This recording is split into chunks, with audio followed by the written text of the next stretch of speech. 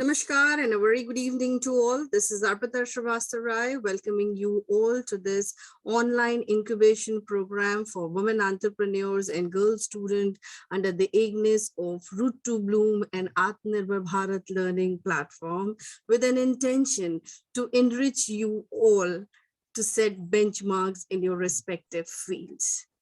Well, today we have curated one of the very brilliant topics for you all, and that is how to make a CSR proposal.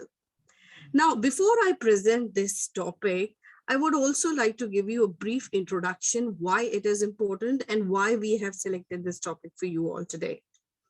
Well, as you all know, the regulation for corporate social responsibility is peculiar in India.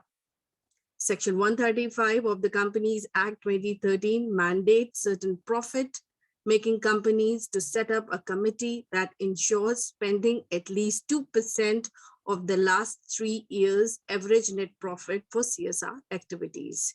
Since this regulation came into force, the CSR budgets of companies increase.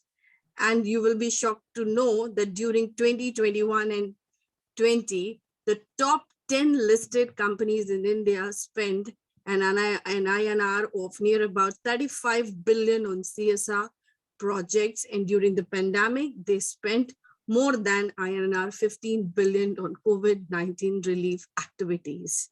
So you can understand what's the importance of this topic is for today.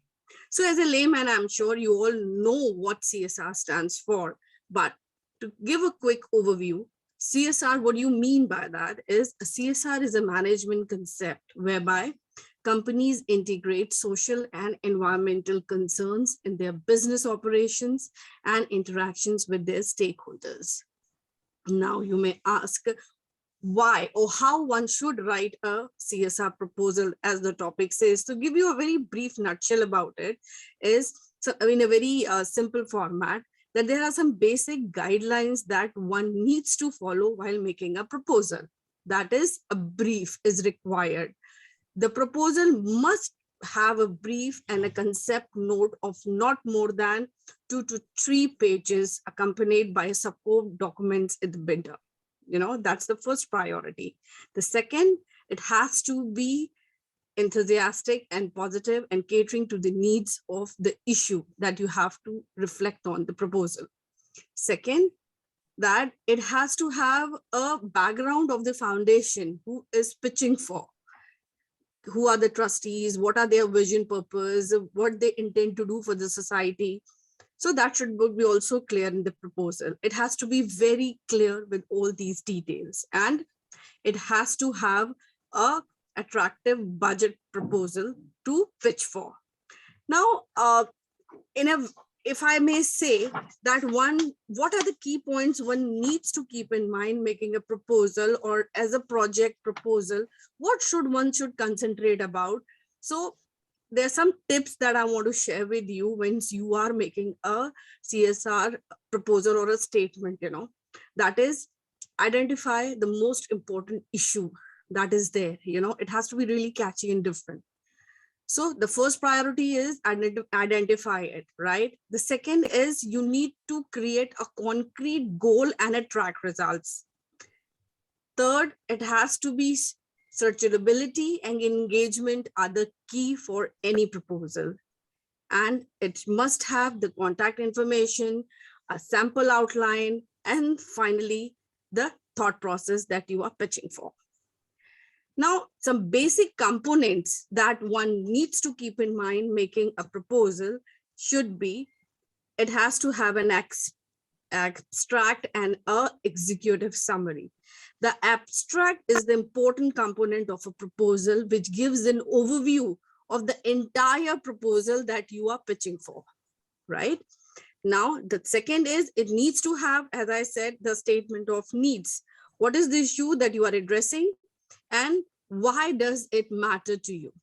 That's how it reflects your purpose and vision of your foundation, right? Third, project activity, your methodologies, and the outcomes of the proposal.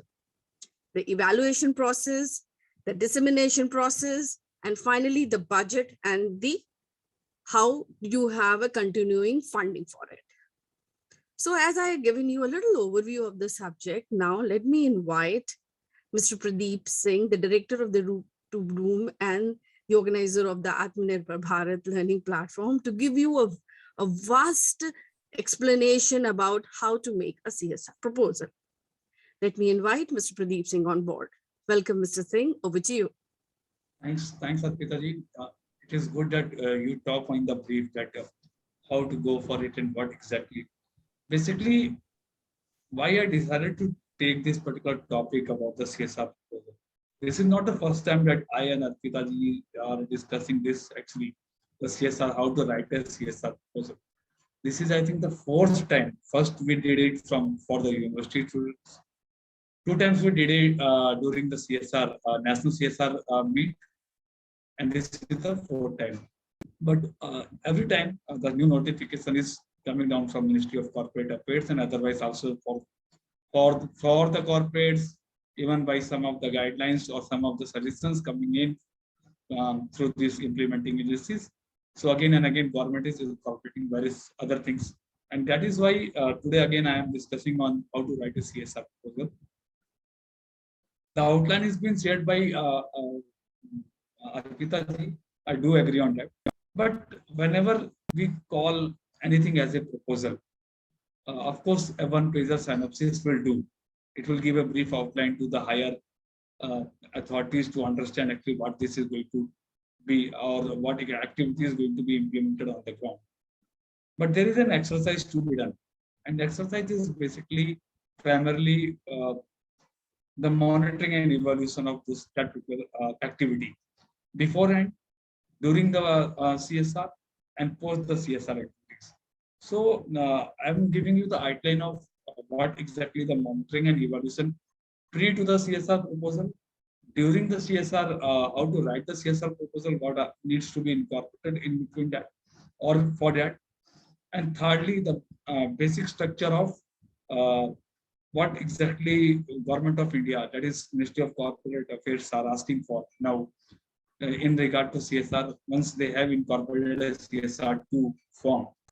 We as a professionals, those who are into the CSR or those who are actually aligned or inclined with various institutions like ICSI or so. So we keep on actually working on this beforehand also. Although Ministry of Corporate Affairs have assigned this particular form just 2 or 3 months back, but since last 2 years or so, we as in professionals were using this particular form beforehand for evaluating of this all these programs. During my presentation, I will show you the monitoring and evaluation of this particular CSR beforehand activity, how to prepare the CSR, that is within the activity. Thirdly, I will share 2 of the formats. One is of the SCL, that is SCL grant. There is a definite format for that. And one of the format which is been which is of Csr Foundation, that is of USA. How it is different if we compare a CSR proposal writing in regard to India to overseas or overseas countries. What they are asking for, definitely it is something different which is Government of India is asking for. So, and at the last, I will discuss upon the CSR2 form, because once the project is being done, the exact guideline or exact overview of the project, or if suppose any notification is coming around or something government is asking for that particular CSR project, that is being given or been notified through that particular CSR form too. So I will discuss all in all. So thank you for joining us. Please allow me to actually share my screen here. And please let me know, is it visible? Yes, it is. Yeah.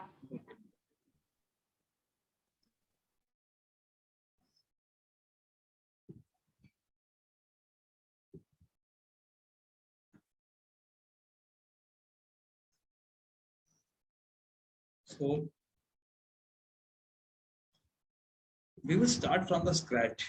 Start from the scratch. Of course, Arpita told that there will be a synopsis of that.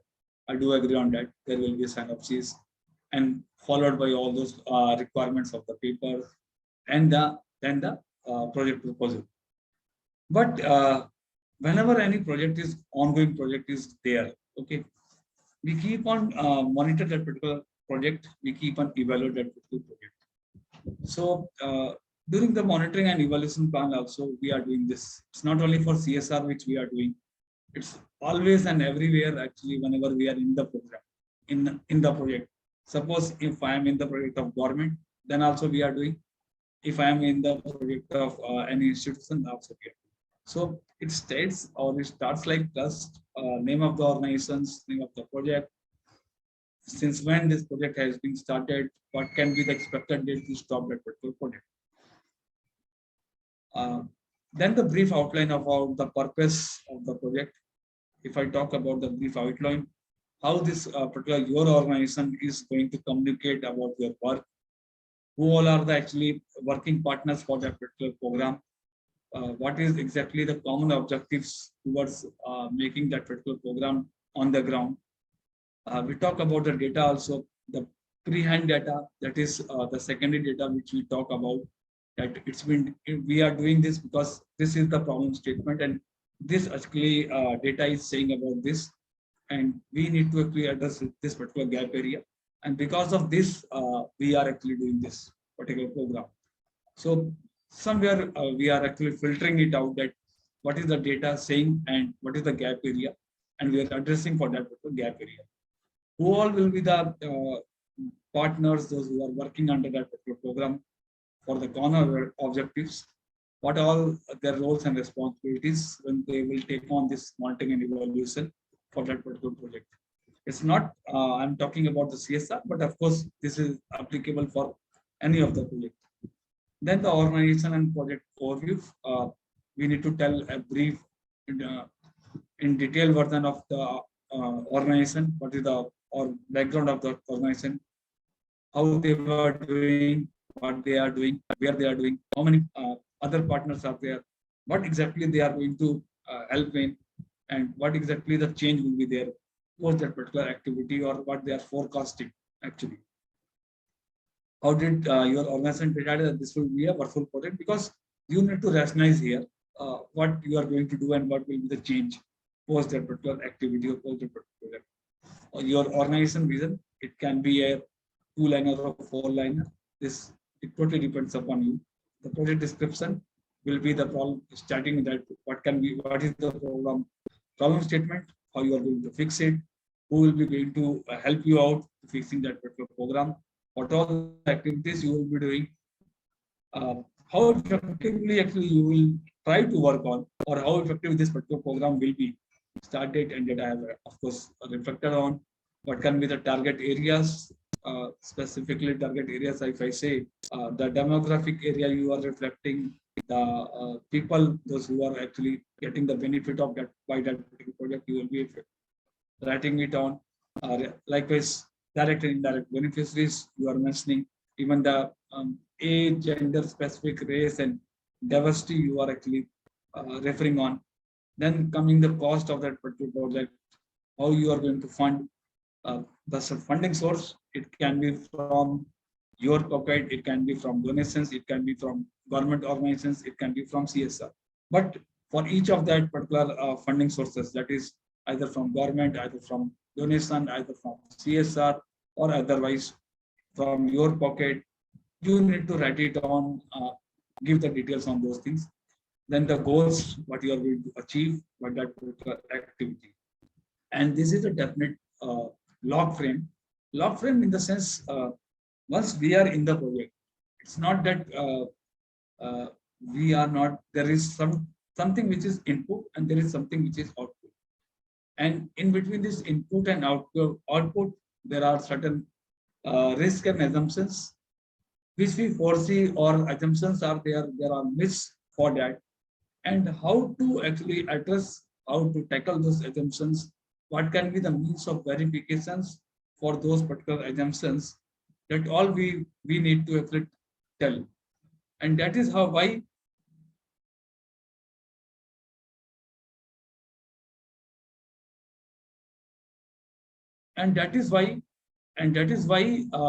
this has been the log frame is being used here.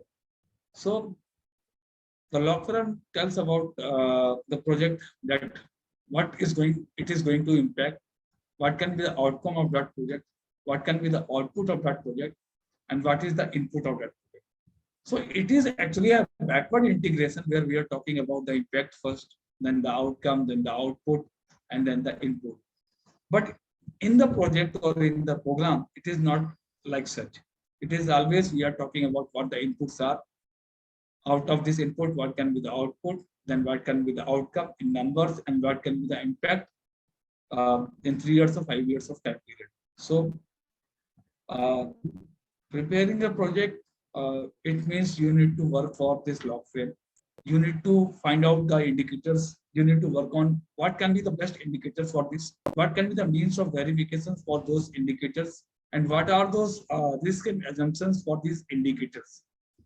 Every now and then there is some of the political metrics which is working for that.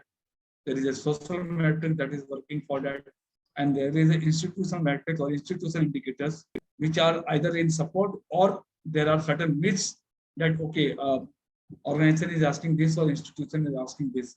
So better to go with the log frame, prepare an indicator, prepare your myths, and try to verify those myths by means of the data, by means of the verified source. Then only you are able to actually project your particular project or your particular outcome of those activities.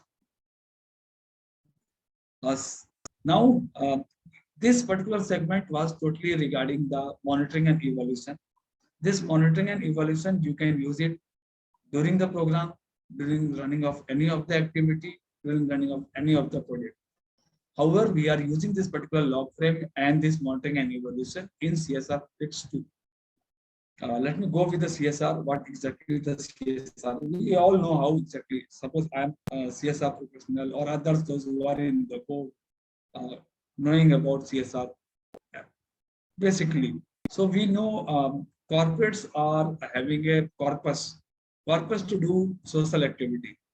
But this corpus it's to be used ethically. And then there is a certain undertaking which is to be taken care, that they will be doing this thing for the society and the environment. And there is a definite format by which they will send across the utilization of that corpus. And for this, Government of India has come out on in a year of 2014, this law, that CSR law.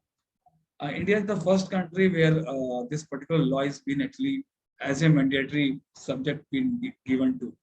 So all the reportings are through MCA website, all the reportings through Ministry of Corporate Affairs.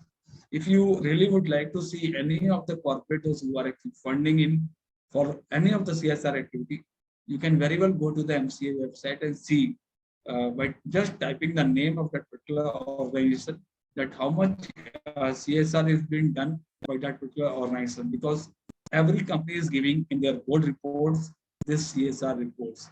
That is the CSR report. This CSR report consists both the CSR funding, what is being given, and how that particular fund is being utilized. So, and even a layman can actually go there, see on the website that how much it's been done and how, what are all those things being done on that. So, but if I see, if I go with the CSR, whenever we talk about the CSR, it's not only that CSR is used only for the corporates. There is an ecosystem which is working for the CSR. This ecosystem is basically considering these three active partners, that is CSR, that is corporate, NGO, that is implementing agencies, and public sector undertakings, because certain PSUs, they're also doing CSR through CPSC. So largely these three players are there whenever we talk about the CSR. And this is the logical frame analysis, which we were discussing beforehand. And this is the FCRA.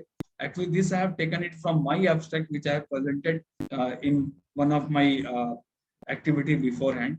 This was presented to some of the place where I have submitted my relevant topic actually.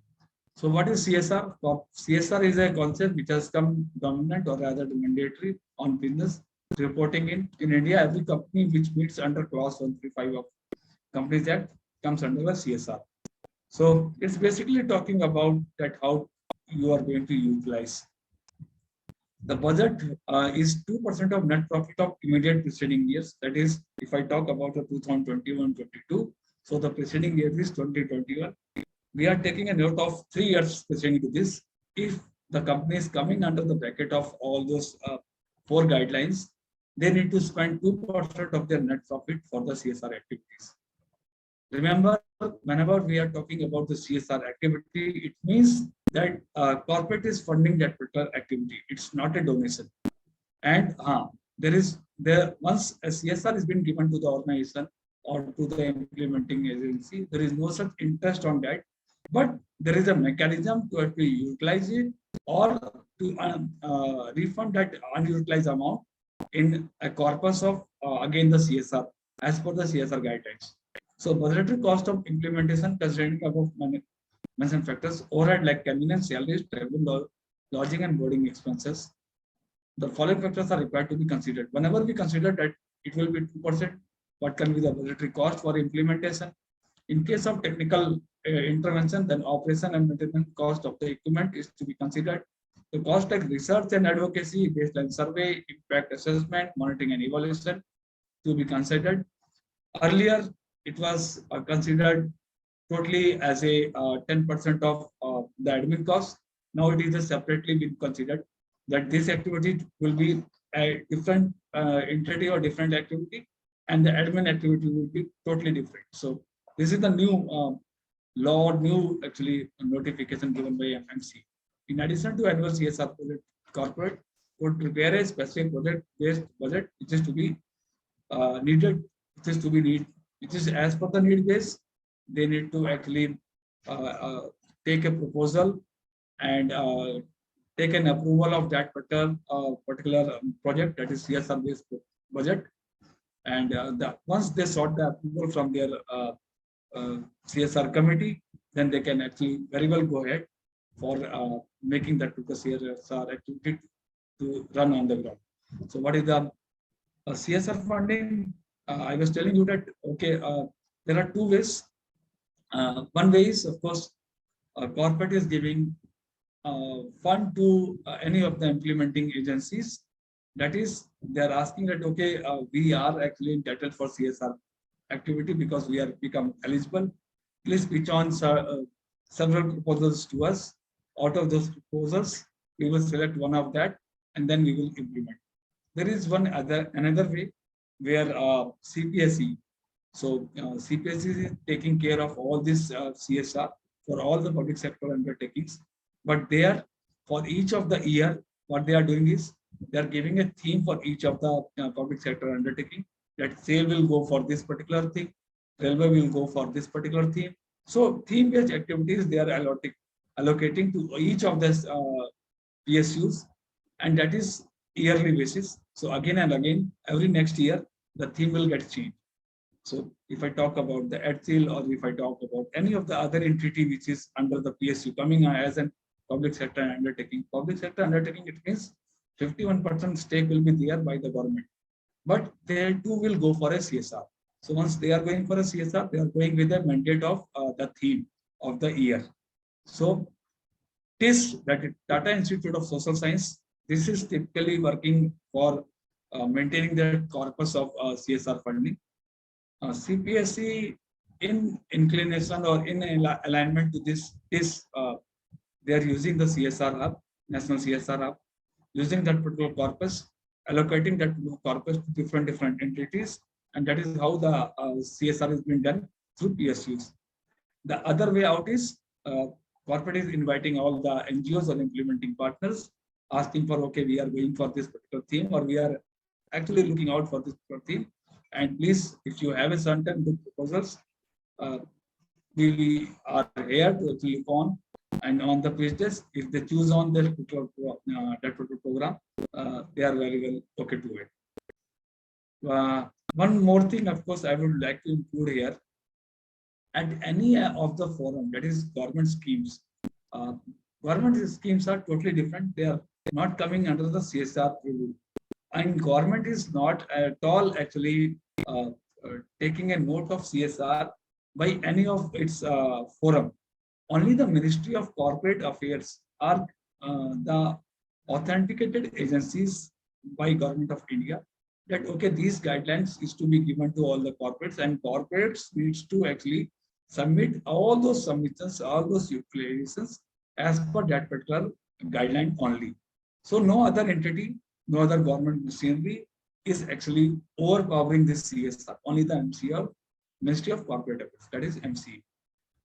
There can be following modes of payout whenever the CSR is being given to any of the entity. A one-time contribution can be given to entity, that is the implementing agency.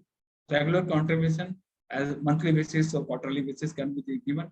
Implementation by the implementation by the specialized agencies. So they choose on that what can be the mode of payment or what can be the mode of payout.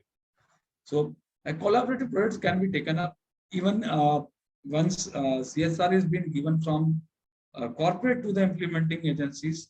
They are asking in their proposals, they are asking in their RFPs too that uh, is there is any other collaborating partner those who are working for this particular project, please write it down on that particular proposal itself so that there will not be any confusion that who all are the implementing partners during the program.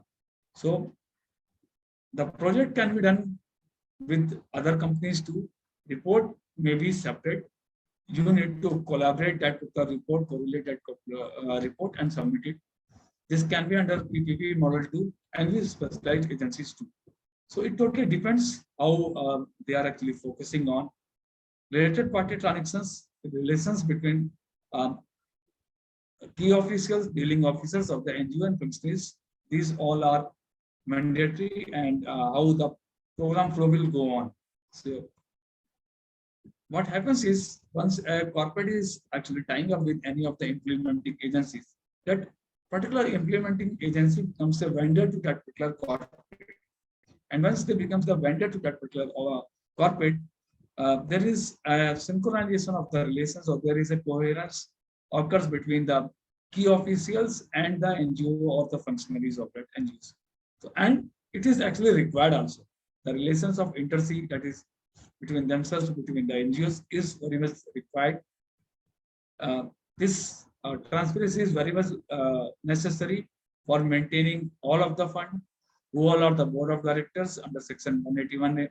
They need to actually reflect. When the project or expenditure is approved by the board committee, remittance shall be given and dealing officer shall keep list of payments, what all those payments are coming, in what formats this fund will be going on, in or out, in the sense into the implementing agencies or from the corporate. This can be in installments, in the installment of 4, in installment of 1, in the installment of quarterly. So that they need to actually sync for, and they need to reflect it on in their financial reports.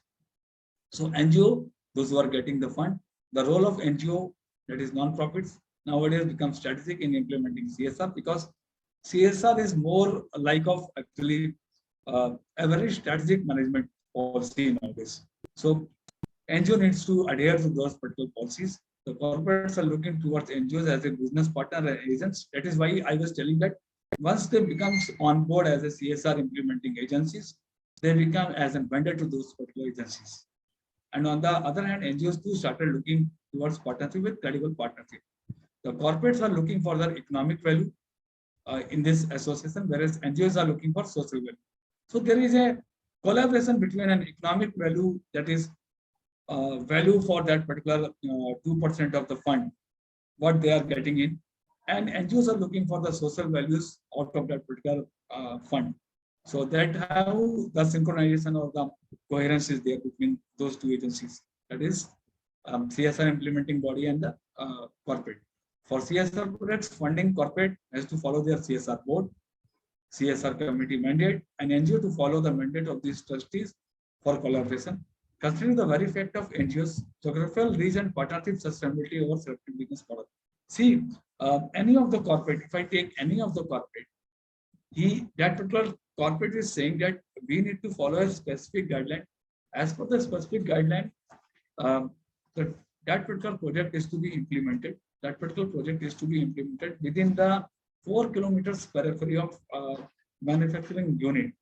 So the sustainability of the project or the geographical reach of the project is a key point here actually.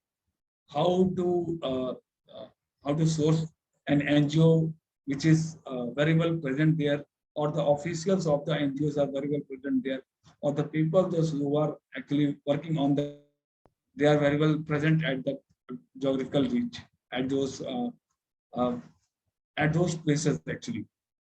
So what are all the challenges for CSR? NGOs are having a challenge that is capacity building. They don't know about anything about this mandate or the business relationship or the implementing strategic implementing of this CSR. So they need to train on about this. They don't know about the how to utilize this ICT, computer and other technologies, how to integrate this ICT in their, of course, to their people and in their domain expertise. They have a very less training, they have a very less understanding about the CSR process also, and they have a very less knowledge about the Csr 135 at all levels, because they think for that each of the activities are coming under CSR. It's not like such. So we need to train them more and more.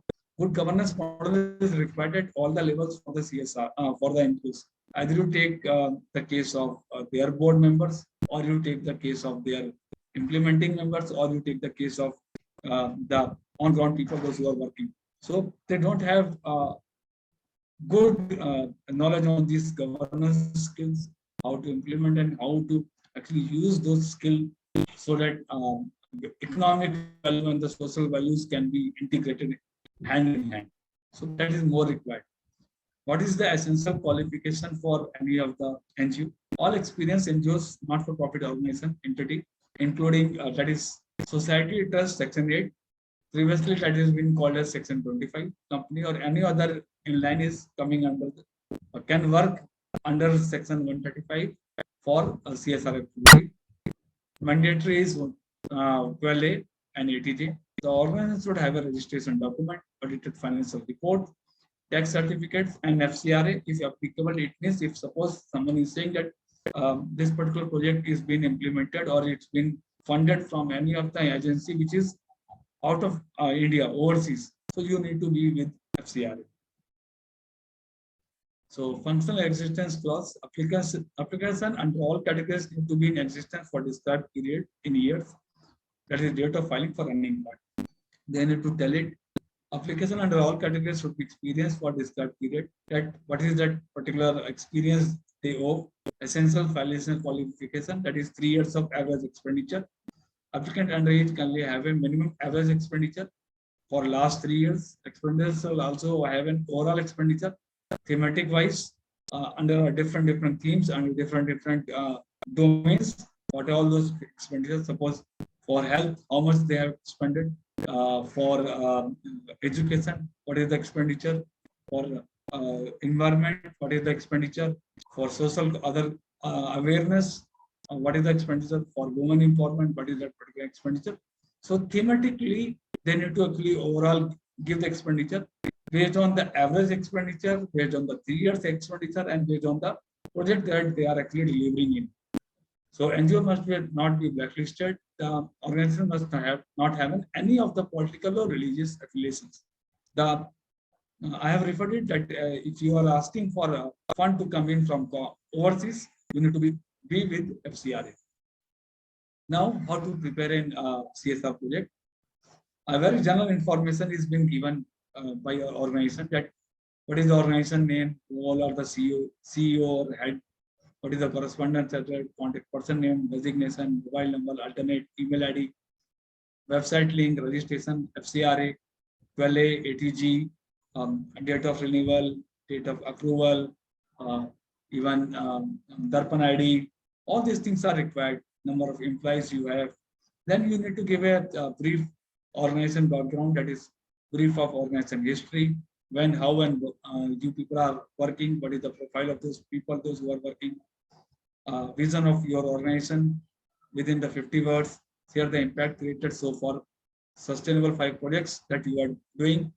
Do share your data, do share your link once you are actually preparing any of the proposal. What is the geographical reach for the organization for ongoing projects or the projects which you did for last 3 years?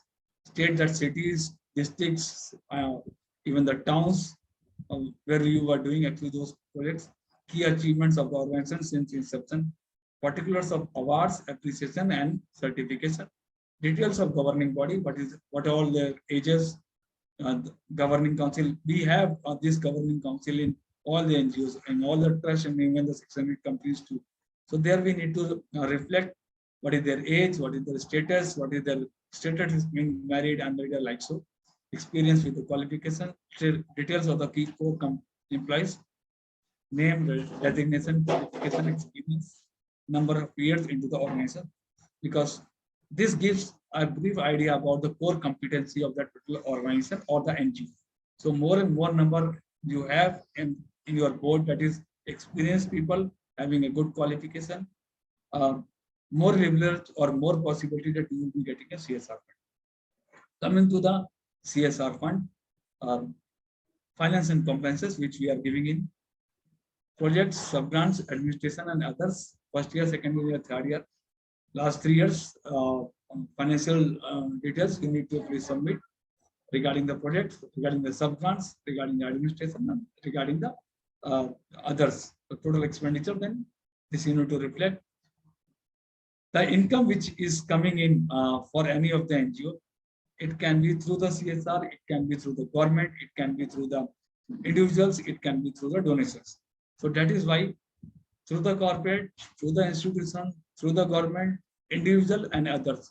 So this can be separately written as donation and individuals. So, and then the total income, that is first year, second year, third year. So you need to give 3-year consideration whenever you are preparing a program or project for this CSR. If you have a data of your donors, suppose you are writing it here that I got this much in donation. So try to give the details of all the donors. That is why whenever you are getting any of the donation, make an Excel sheet, prepare an Excel sheet for that, use that Excel sheet in these reports so that a legitimate proposal is being actually given to all those officials of the corporates. They do see on these things that how much fund is being or what all those you are doing whenever you are preparing for any of the cap or any of the donation activities. I'm not saying that this is a CSR activity, but whatever comes in as a donation and how you are going to utilize that particular donation in consideration to those particular donation as an activity, prepare that details, reflect it here. So in this reflection, you will get to know, or they will get to know, the last 3 years donation which you are actually using it for your activities, who all individual donors, those who are actually devoting their money or donating their money towards those activities. Then comes, there are some specific area, whenever we talk about the corporate, it means they are bound with certain laws, and they are also looking out for those laws or those policies to be with NGOs too. So whenever you are forming any of the NGO or even the Section 8 companies, do frame a policy for employee code of conduct, conflict of interest, sexual harassment, whistleblower, corruption and anti-bribe. What is the procurement policy? What is the HR policy? Who all are in your board management? What is the documentation? How you are taking care of this documentation? Finance and accounts, child protection, program quality, how you are maintaining it? What is the method for monitoring and evaluation? What is the governance policy and what is the transparency policy?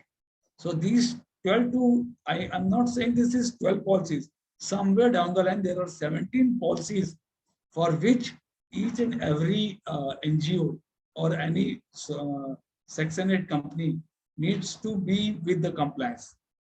It's not that compliance that are you going with it, but at least frame a policy, do take an approval from your management and take a note and prepare, keep it in your files so that whenever any of the visit is there, you can very well say that, okay, we have a model code of conduct, we had a sexual harassment scheme, we had a child protection scheme, we have a quality improvement programs going on.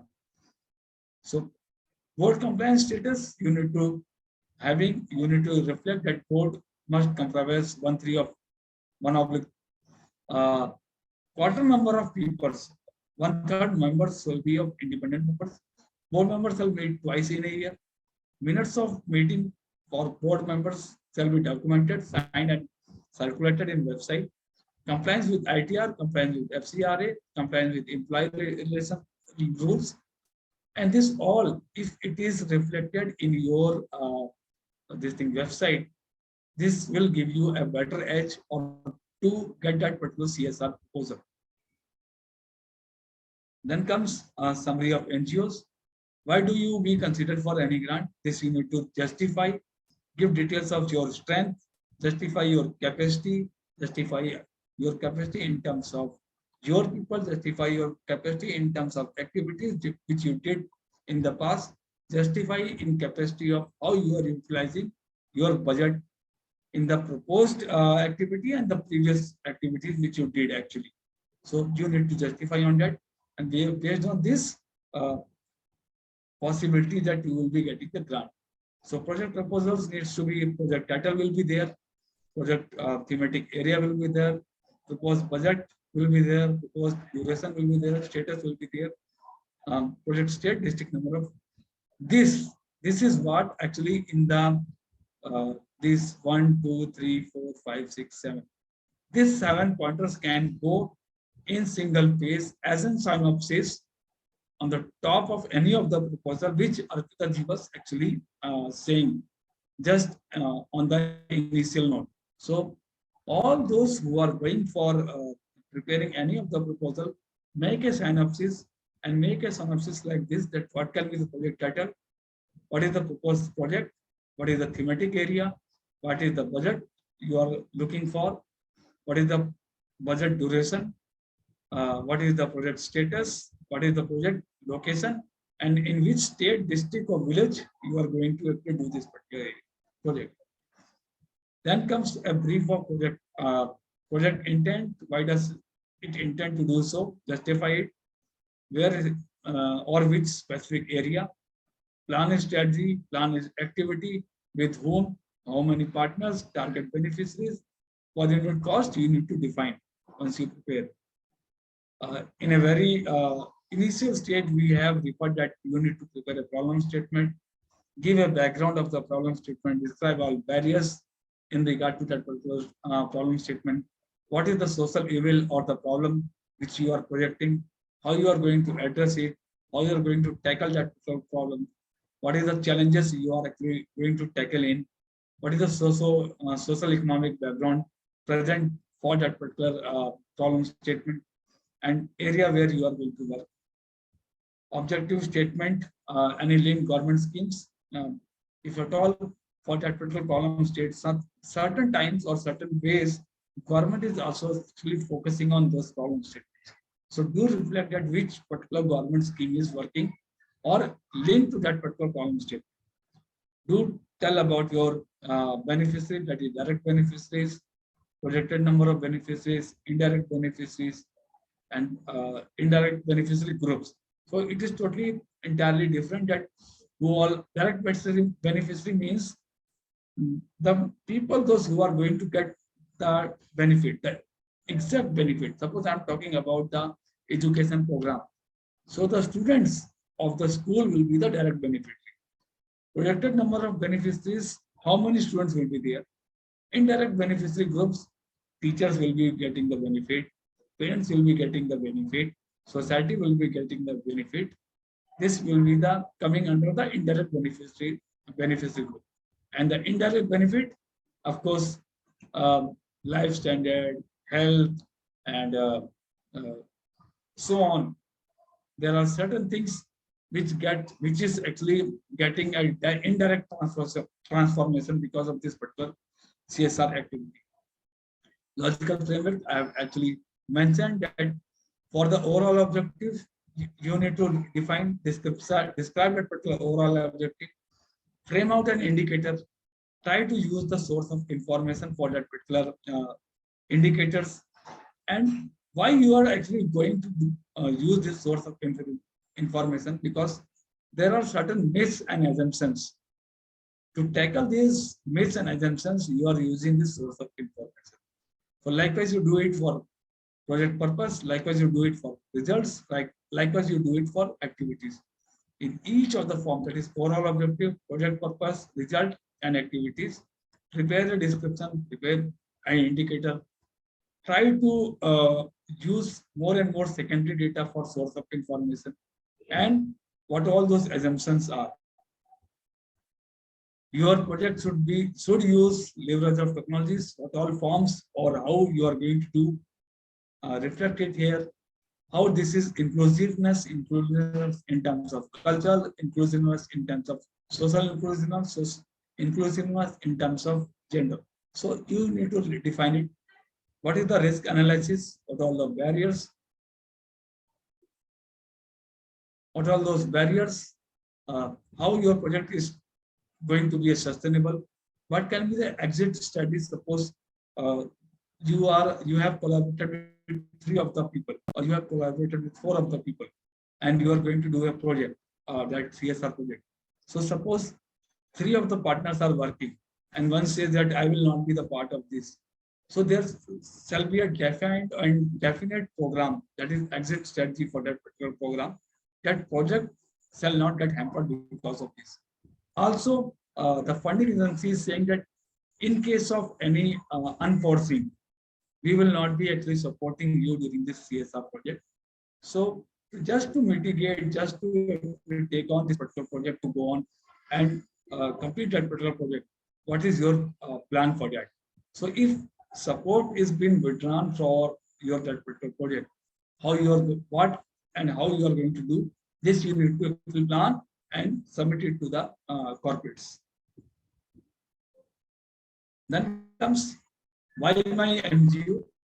Here you need to define, I've explained it, that you need to project your relevance, you need to project your strength, you need to project your potential for that project. What all those activities you will be doing in each of the year, you need to plan for that. Suppose you are presenting it a proposal which is for 3 years.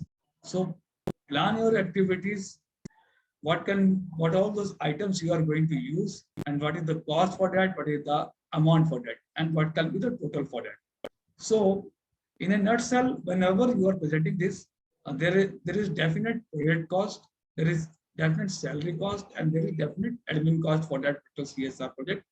So prepare as per this, and then prepare a total cost for this. So a budget will be given to you, given by you to the corporate, that okay, we require this much fund, project cost, salary, and admin.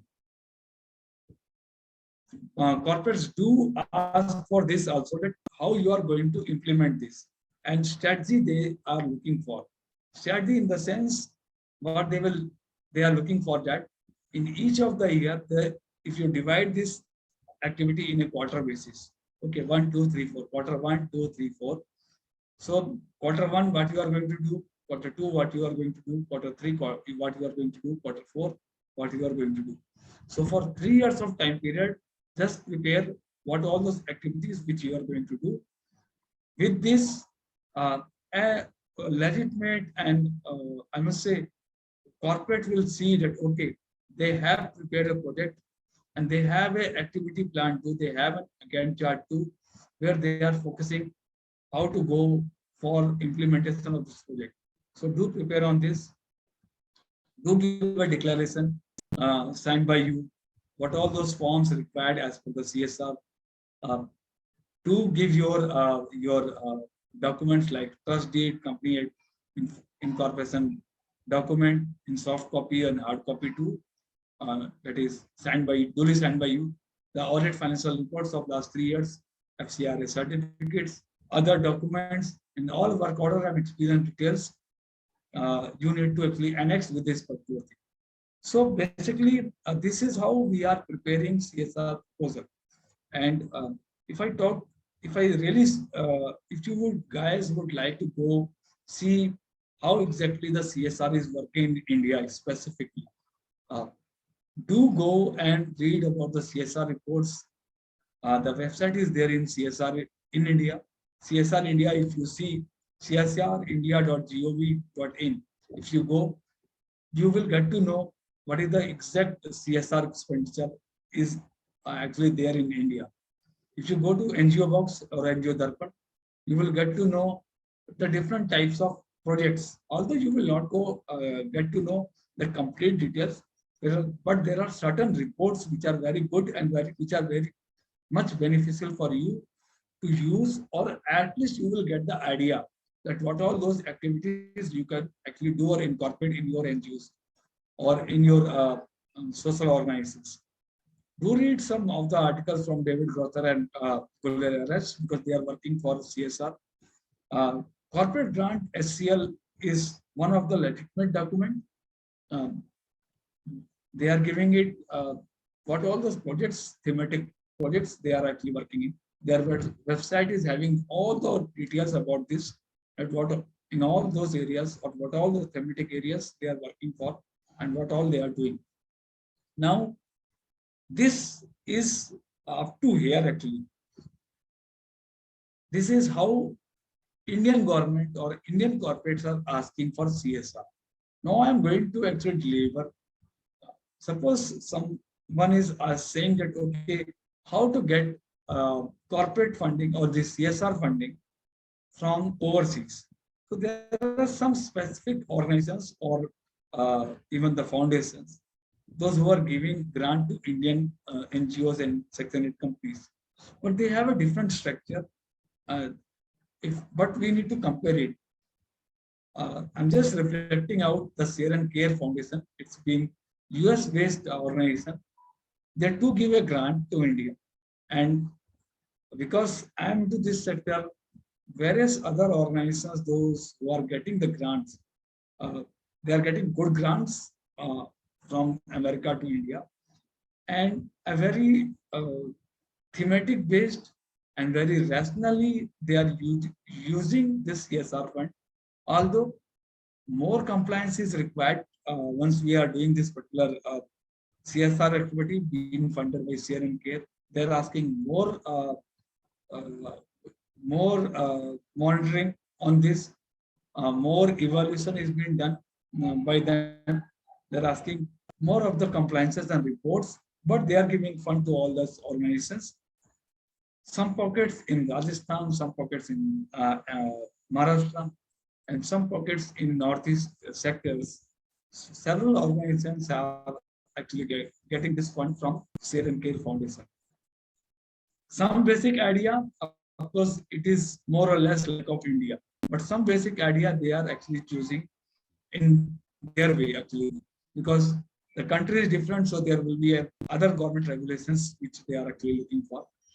Project name, it always goes like this, description, target population. This I have reflected it on program area, geographical area, funding type. See, here they are actually saying that, okay, what all those areas where it is different from Indian context, I will take it on. So project support, what they are actually giving in.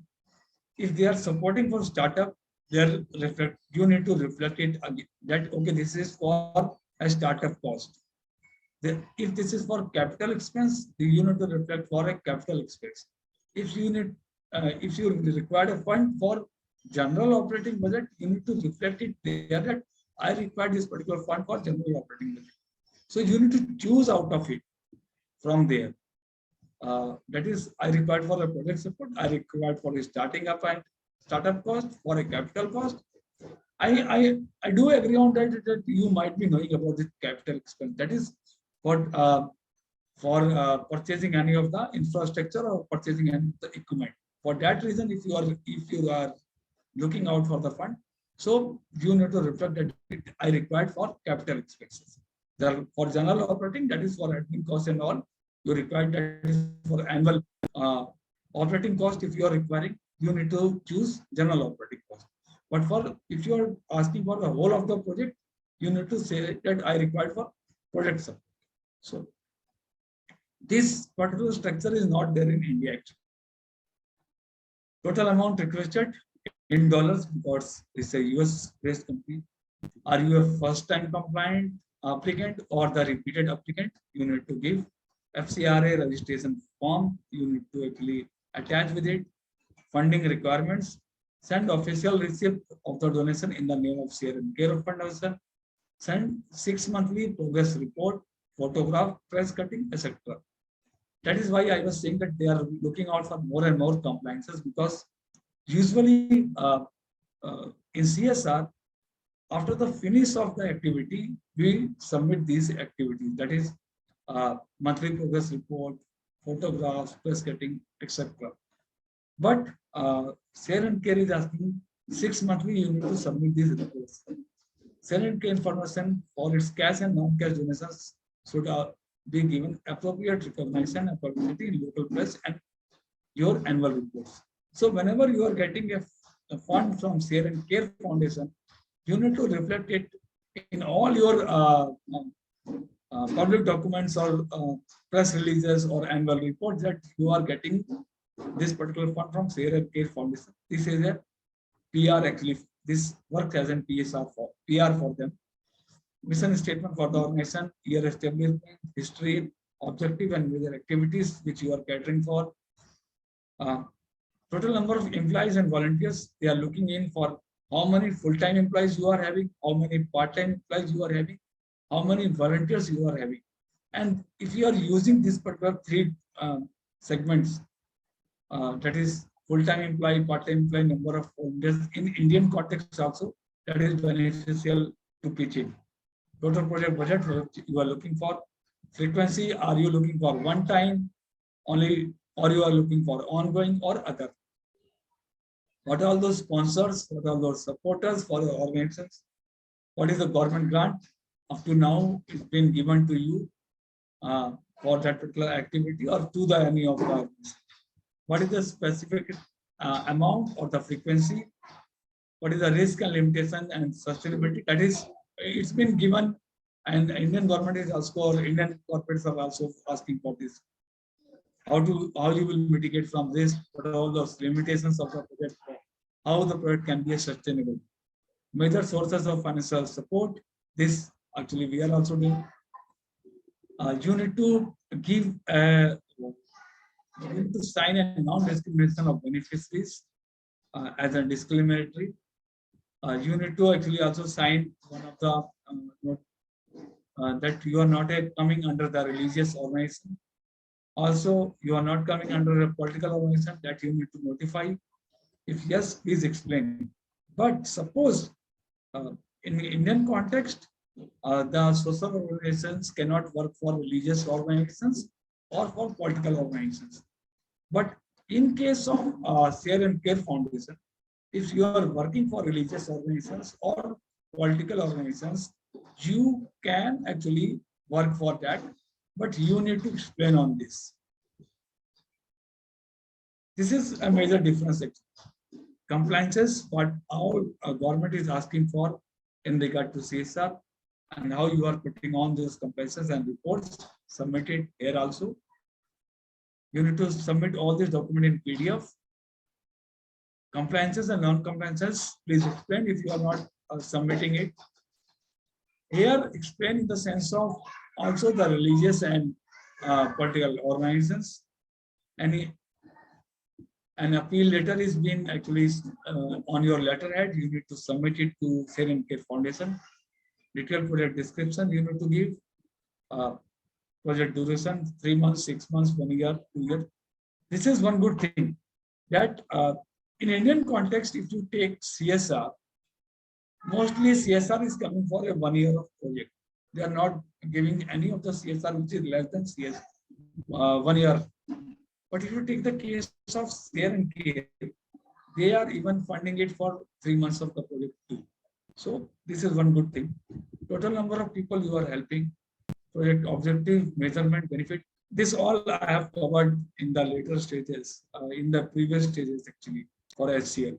Detailed projects budget, you need to FCRA certificate, FCRA compliances, tax exemptions if you have, your ID number, organization brochure, annual budget, audited financial, success stories, purpose recognition, acknowledgement. One major thing which they are asking for, if you are uh, asking Share and Care Foundation to help in, they are asking a contact person information in USA. So what all those things which you need to give there actually, name, address, telephone number, mobile number, email address of the contact person, prospective donor in USA that can provide additional information about your organization or support in your cause. So whenever you are trying to get a support from Share and Care Foundation, this is one of the mandatory activity actually, that you need to give a prospective person whoever you are actually known to, or whoever is knowing about your activity. So you need to give the details of that the person. Prospective donor contact information, repeat application for payment. Suppose it's not that they are giving it and leaving it again and again. If you are a repeated applicant, then also a brief detailed progress report of the work you have worked in the past, actual financial data on previously funded project by Share and Care, itemized budget, amount of fund available locally for current project, performance data on previously funded project, Share and Care to provide a template to be linked here. There is a definite template, the compliance report and the utilization of that particular fund. That template is to be used, and that template is to be shared with them, that how you have used that particular fund which has been given previously for the previous project. So in-kind support, a letter is to be written. For in-kind support, you have to provide the details and experience of healthcare activities. I'm just giving an example. Suppose you are saying that I'm looking out for the medical equipment. So what all you will be write in medical equipment? Please provide the detail and experience of healthcare activities of your organization. Are you listed under Indo-US bilateral agreement? This is one of the important feature that they are looking out for. That is your organization is in sync to this Indo-US bilateral agreement? Do you have a license or permit to import such equipment? How do you propose to import such equipment? If suppose you are saying that I require this particular equipment from US or from Canada or from overseas, there is a definite guideline for that. So are you really eligible to actually get on those equipment? Do propose on it there? Do you have all required permissions, license, authorization to use the requested equipment? Provide the detail of requested equipment. Is used equipment acceptable to you or your hospital, to your organizations? Can you use 110 volt equipment? Because might be there are chances that in India we use I think 220 volts or so. So are you able to use this particular equipment with this technical specification? What is the cost if purchased in India? So here they are asking, okay, what is the variance per se for that particular product or the equipment? That is in India, what it cost, and in USA what it cost. Is manufacture repair available in India? So can you take on the repairing activities? Suppose it gets sometimes that way equipment is not working. So do you have any player or do you have any agency, those who are actually helping in, coming in to support and repair that particular equipment? Do you have a technical know-how how to install, operate your equipment? Do you have the ability to manage and release of shipment once it enters India? Suppose on the docket, either it is coming to Mumbai or it is coming to Cochin or it is coming to Chennai. Do you have people or the ability to actually manage that shipment? You take the responsibility. All this, all you need to give in form of kind support. What all you are actually looking for once you are looking for a medical equipment to come in from US. Then will you guarantee to obtain and provide us with an agreement form? Will you provide Share and Care with the required reports, photograph details? Suppose a equipment is coming in from the dockyard to the premises of your hospital or to the premises of your organization, each and every phase they required a photograph. They required a legitimate document to attach with it. They required a report to work in for that. That is why I was saying that more and more compliance is required whenever we are going for a share and care foundation. What all those additional informations you can give in. So this is how Share and Care Foundation actually they are helping in across India for several organizations. And why I have taken this, that people should know about this, that okay, there are certain organizations which are working overseas, but they are funding to Indian people and Indian organizations too. Now this is the last presentation. This is CSR Form 2 actually. CSR Form 2 is saying post the activities. Whenever we are actually, once the CSR activity is being done, we are submitting a report to corporates. Okay. Earlier, this report was prepared in the document form by we all as a CSR professional. We keep on preparing this particular format. We keep on asking all the corporates and the NGOs to submit it. Now, what government is saying that okay, submit it in online mode, so that there will not be the papers to be used. There will not be the documents to be actually piled up for this. So what all the things which you need to give it, this is not for the NGO, but one thing is there, whatever corporate is going to actually reflect it in here in this particular document. They are asking their implementing agencies, that is the partners, that is the NGOs, to actually share it. And once the NGOs are giving these particular details in the report, this particular report is been reflected here actually.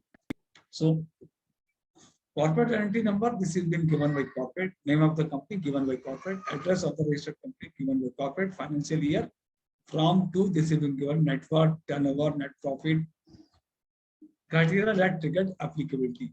This they need to see, they need to reflect. Whether CSR committee has been constituted, they need to actually tick on. Name of the directors of the CSR committee, name of the meetings of the CSR committee is to be held. DIN number, name of the director, category, name of the meetings, whether the company has a website, composition of CSR committee, composition of CSR policy, CSR projects approved by the board, whether impact assessment is being carried out. Post the CSR activity, did that particular corporate have enabled an impact or asked to go and do an impact assessment for that particular CSR project or not? This is to be actually ticked either yes or no or not applicable. They can. Government of India has given a definite guideline who all can go for an impact assessment, who all can go for need assessment, what is the eligibility criteria for need assessment and the impact assessment. So if yes, whether the same has been disclosed in the board meeting or board reports, provide web link. Amount available for set off, what is the amount comes in for financial year 1, 2, 3, amount set off in financial year balance amount. This is to be written, this is to be given by CA and the corporate actually, whether the company has completed the period of 3 years financial since incorporation. If no, then provide the number of financial years, profit before tax, net profit after tax, total amount CSR is being given, total net profit, average net profit. 2% of average net profit of the company as per section 135, surplus arising out of CSR. Suppose something is left out or surplus is coming out of the CSR activities, this they need to clearly reflect amount required to be set off for the financial year, if any, total CSR obligation of the year, that is for A, B, and C, they are actually adding up and then giving it here. Whether CSR amount for the financial year has been spent or not, that they need to reflect. If yes, CSR amount has been spent against either the ongoing project, other than ongoing project, or both, they need to actually tick on as per those things, and then they need to present a report, the project ID, item from the list of activities, name of the project, location, location of the project, state, district, project duration, amount, mode of implementation, CSR registration number, name. Likewise, number of other than ongoing project. If more than one, there is, if the ongoing project is more than one, or even the more ongoing project is there, item from the list of activities, name of the project, local area, location, amount spent, mode of implementation through implementing agency, that is NGO. Amount spent in overhead, that is overhead, amount spent in impact assessment, amount total spent for financial year.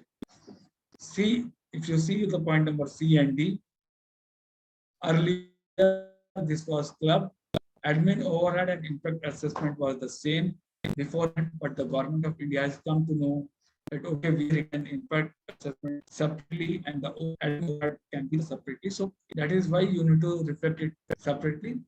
Amount admin overhead separately, impact assessment separately, total amount spent for financial year, amounts unspent, amount eligible to transfer to unspent CSR account, because there is two corpus actually which corporates are managing for CSR. One, they are managing it for doing the CSR activity. One, they are managing for unspent CSR activity. So, but that there is a different guideline for that within the time frame of 6 months of time period. For the ongoing project, you need to please spend that particular CSR fund. Amount to be transferred to funds specified in Schedule 7. This is what I was talking for. If total unspent for the financial year is greater than unspent from the ongoing project, this you need to reflect. Detail of transfer of unspent CSR amount for the financial year. What is the left out unspent amount? Whether you have transferred it to not, that you need to please say. Transfer to the funds specified in Schedule 7. When you have transferred, date of transfer, actually they are looking for. Deficiency, if any. Specify the reason if the company has failed to spend 2% of the average net profit as per the specification. So you need to, corporate needs to give a reason for that. That why they are not able to actually spend this CSR fund. Whether any unspent amount of preceding 3 years, that has to be reflected here. Preceding year, amount transferred, balance amount in CSR, that is unspent, spent also, unspent also separately, and reflect it here. What is the deficiency left out by that?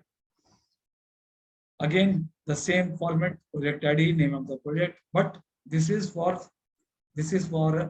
details of CSR amount spent in financial pertaining to 3 preceding financial years. This is not for a specific single year project actually, what they are looking for. Details of amount spent against new ongoing project, that is financial year. This remains the same, but they are asking for past 3 years, past, present, and the ongoing.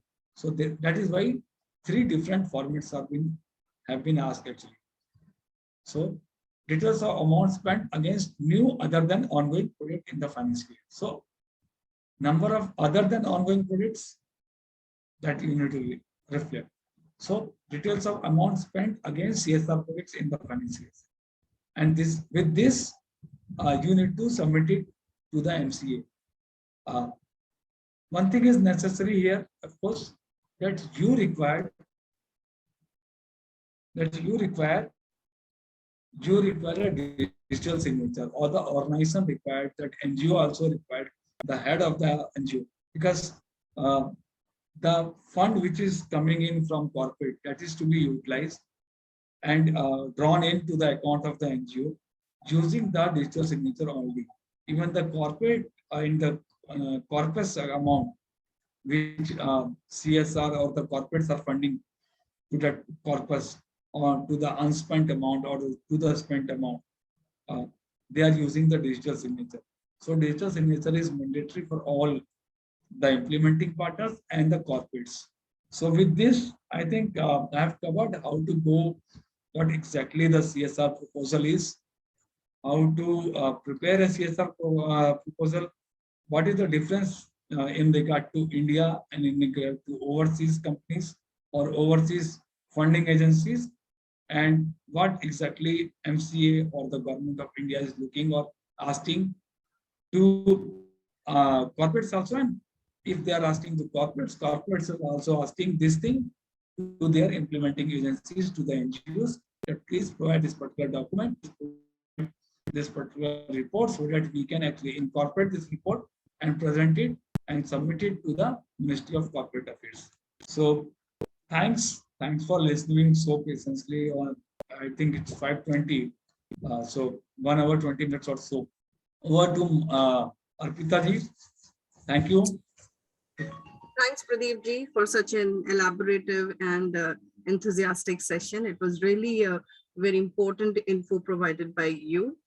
And hereby, I would like to end the session with a very lovely note from none other than Mr. Tony Blair, when he said that the emphasis placed by more and more companies on CSR symbolizes the recognition that prosperity is best achieved in an inclusive society. With that note, I end the session. See you in the another session. Till then, goodbye. Take care. Thank you. If suppose anyone is having any of the queries, they can please let us know either through the email that is albws07@gmail.com, and or they can actually personally text me by WhatsApp. They all, I think all of you guys are knowing my number using the WhatsApp. So thanks. Thanks for joining us. Thanks for supporting this incubation program. I was looking forward for another series also left out with, I think, 2 or 3 more weeks. And our learners, we have 1 assignment or 2 assignments for our learners too for this incubation program. Thank you for joining. Thank you for supporting us. Thank you. Namaskar.